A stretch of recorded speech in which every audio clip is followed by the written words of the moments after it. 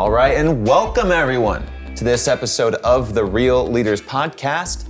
I'm your host, Kevin Edwards. Joining us today, folks, is the co-founder and CEO of Play.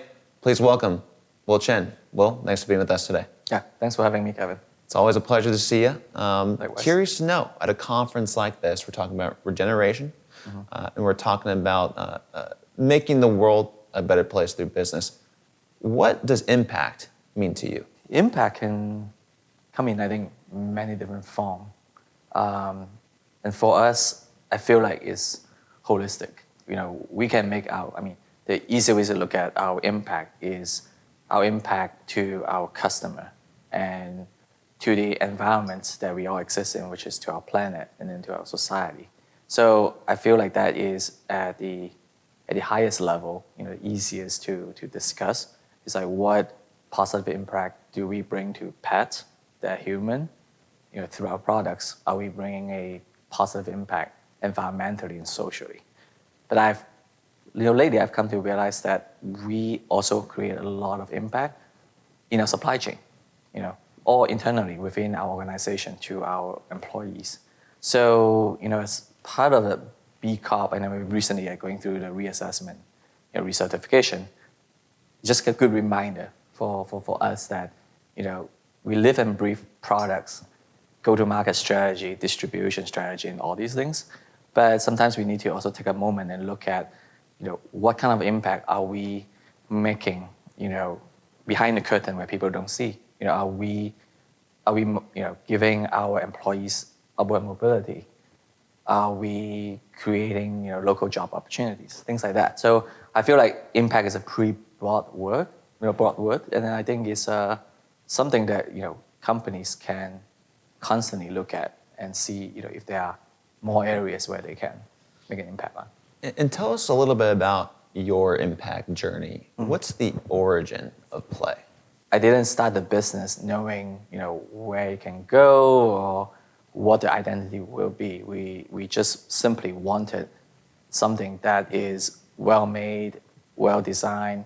We struggled to find what we were looking for when we went to our local pet store, and then we decided to just make our own. It was a dog bed that we wanted, because Momo just pee on the dog bed that we made, and it turned out it wasn't machine washable, so it was ruined. A $120 bed in the first week. So it's a story that I hear a lot within the pet industry. People just have a passion for their pets, and then they thought they can do better than what's in the market. But I think we took a step further. So I feel like besides good design, good quality, I feel like I care deeply about the environment, and our passion is rescue animal. So we're very fortunate to be in the space where we can make the word impact, right? We could make a lot of positive change, positive impact, and that is that's kind of we grew, and we kept that true north along the way, and make sure that as we grow, we focus on the products as well as the impact that we can bring through our products. And how have you seen, coming to America, Americans treating their animals? Right. What's different the way Californians treat their pets versus someone in a different country? I think it's light and day, right? I think we are American. We are on the forefront of within the pet industry. I can say we are definitely years, ahead of when we go to Europe for a trade show, or compared to some countries in Asia. I think here more and more people are seeing pets as family, as their kids.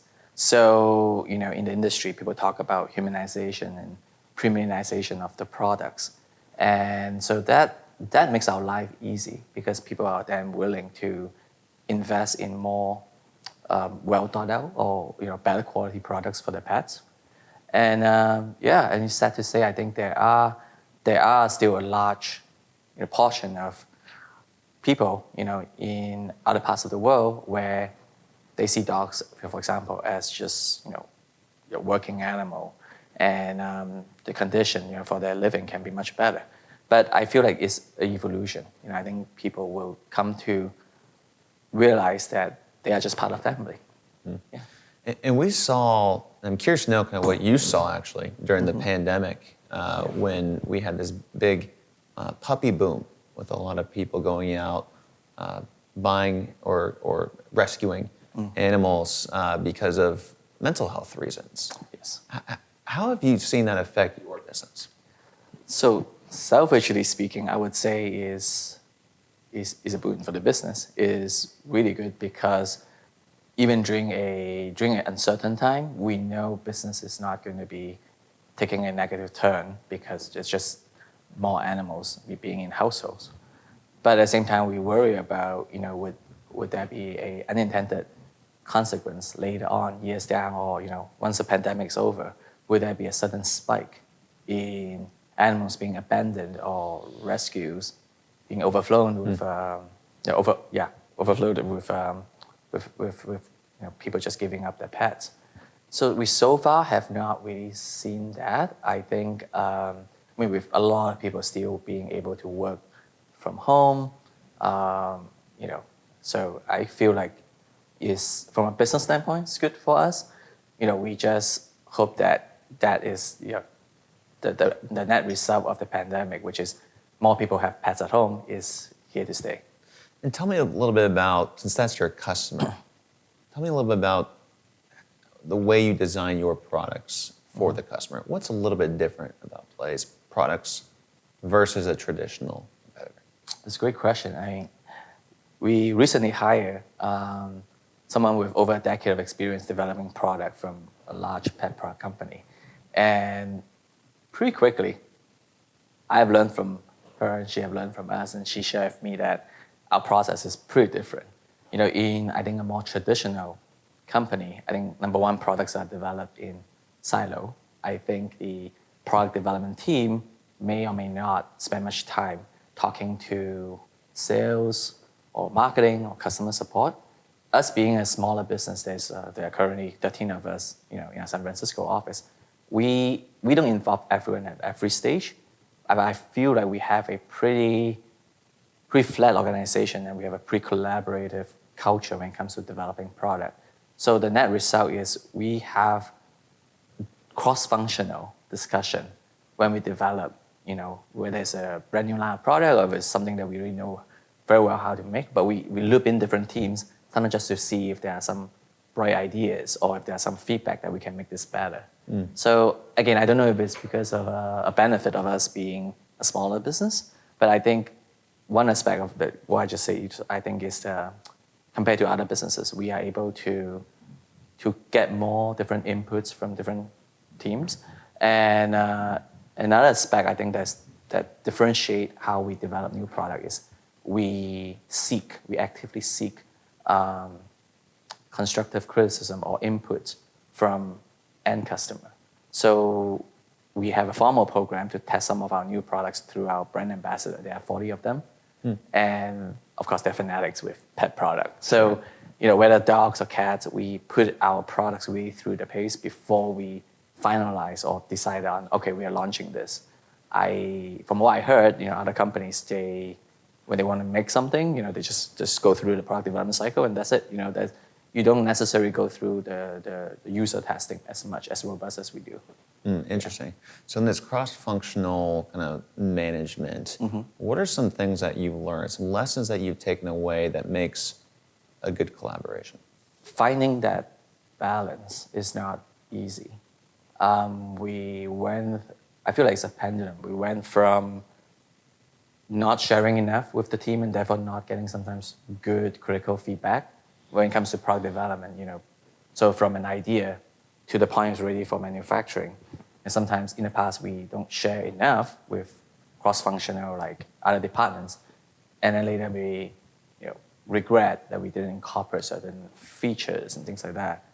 To later on when we share too much, feel like everyone get almost like too involved and the process get very drawn out and everyone can have a different opinion and it's just not efficient. And so sometimes there's no right or wrong. Sometimes it's personal preference. Sometimes it's different teams have a different lens or viewpoint. So I think finding that balance, establishing a process where you give people a chance to, preview or give feedback on product development, I think is important, but at the same time, not involving everyone at every stage, that obviously is inefficient. So that balance, I feel like is something for leadership to figure out, as they navigate through their, whether it's product development or marketing strategy. Sometimes I believe good ideas can come from anywhere within an organization. But you don't want to. You want people also to be specialized and focus on what they're supposed to do or what they're good at.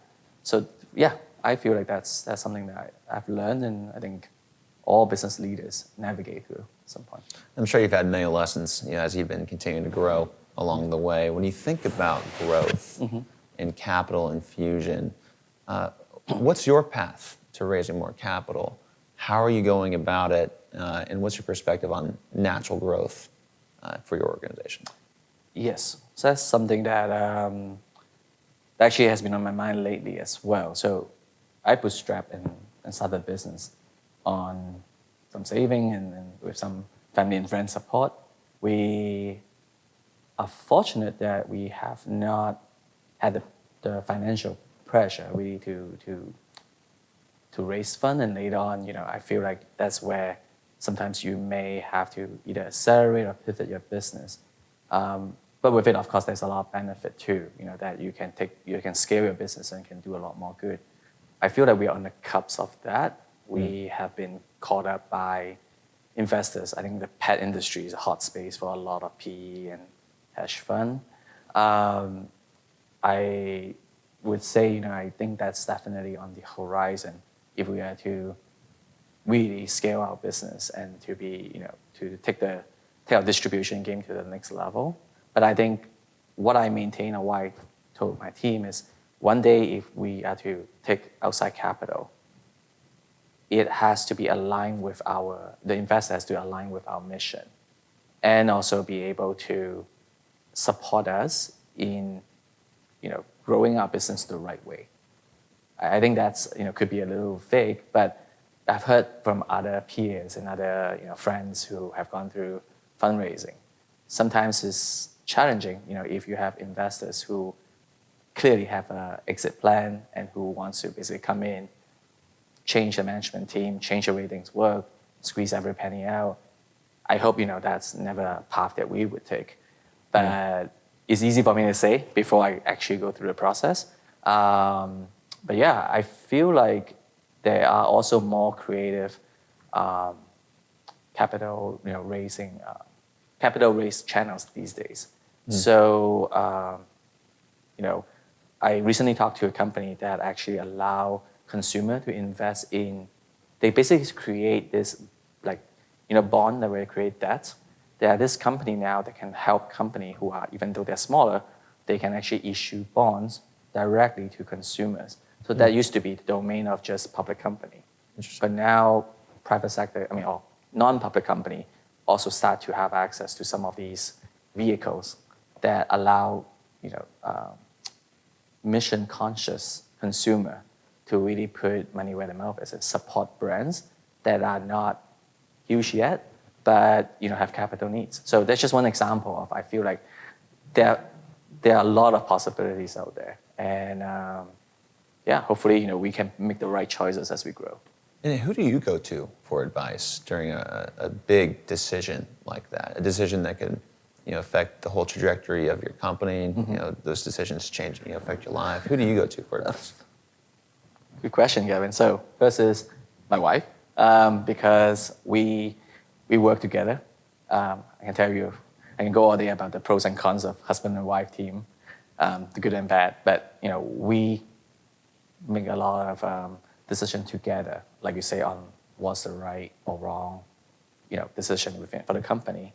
Well, because I took, my parents are my investors in our early stage. So, I also treat them as my coach and seek their, because I'm a second generation entrepreneur. My parents are entrepreneurs. So I feel like, I value their input and their advice as well. But outside of that, I have a network of business coaches. In fact, one of them is through Real Leader. So through the is it called real leader collaborative? I hope I'm using the right term, right? So I met someone who, de facto had become my mentor, when it comes to executive coaching. So I would say I didn't actively go and join. I know some of my peers joined YPO. I'm also on the Forbes Business Council, and through that I met some pretty successful people who then, they're just informal advisors or business coach that I just sometimes I just want to get some outside perspective or, yeah. And you mentioned about the horizon earlier, and let's think about that horizon. I'm not going to begin to assume I know where you're at right now, but if you were to exit the organization at that time, what would be the legacy you would want to leave?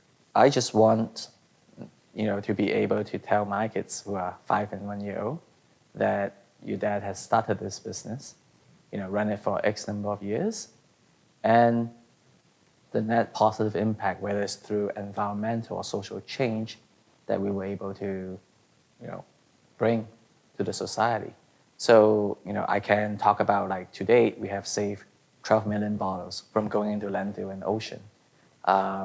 It may be a drop in the bucket compared to what, conglomerate like Unilever or Procter & Gamble can do, but I'm proud that as a small business, we are able to really materially change, and we also influence how our competitors look at what material to use for the product. So we started the trend, everyone started copying us. But I took that as a compliment because I feel like if they're enough, I'm not mad because I feel like if everyone do the same thing, the world will be a better place. So whether environmentally and then socially, every year we help hundreds of shelters. Whether it's through donation or through, cross-promotion initiatives that we want the world to have more people that would help rescue animals. So, again, the legacy I want to leave, it may not sound really grand. I think it's through our everyday action that the world is a better place. So hopefully, we have been living up to that, and we can continue to do that. Well, leaving the world far better than you found it is certainly a key prerogative of many leaders. Will, what is your definition of a real leader? I think a real leader to me today is just be authentic, be respectful, and be honest. For me, it's easy to be sucked into the day-to-day challenges and headaches of running a business, but to be able to keep your head above that from time to time and understand what truly, like some of the questions you asked, what kind of legacy are you hoping to leave behind? What kind of impact you want to leave to whether people will use your product or the team that your business support or the community or the supply chain. I feel like those are the impact you can bring, and that to me is what being a real leader is about. And of course, along the way, you celebrate the small win, you have fun doing it. I hope I can be a leader, in that definition. Yeah. Well, Will, I appreciate your time coming on the Real Leaders Podcast. Again, today, for Will Chen, I'm Kevin Edwards, asking you to go out there, live authentically, and always, folks, keep it real. Thanks. All right. Appreciate you. Thanks, Kevin.